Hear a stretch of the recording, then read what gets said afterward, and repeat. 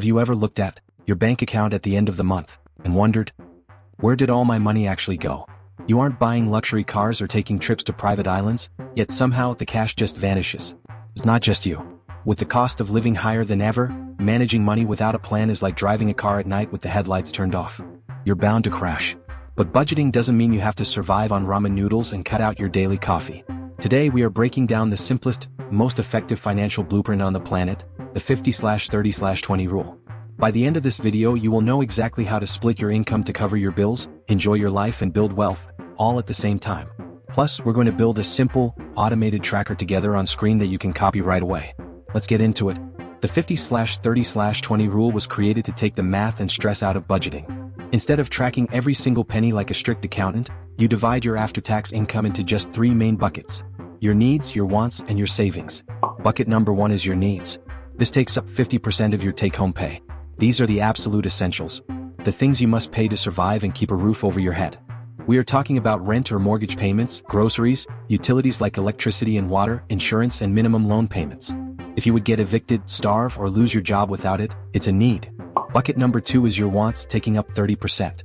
This is the fun category. It includes dining out, movie streaming subscriptions, vacations, hobbies, and that brand new outfit.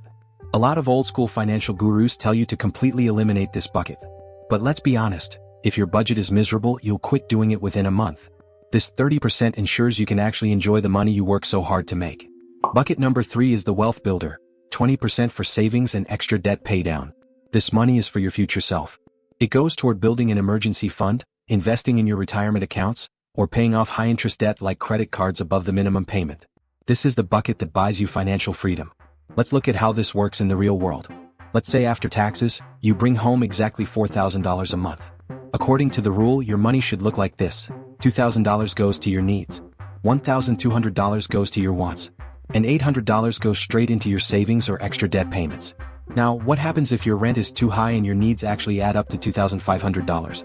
That's 62.5% of your income. This is where most people give up. But the 50/30/20 rule is flexible. If your needs are too high, you don't touch your savings bucket. Instead, you have to temporarily shrink your wants bucket. You would move your wants down to 17.5% to balance the scale.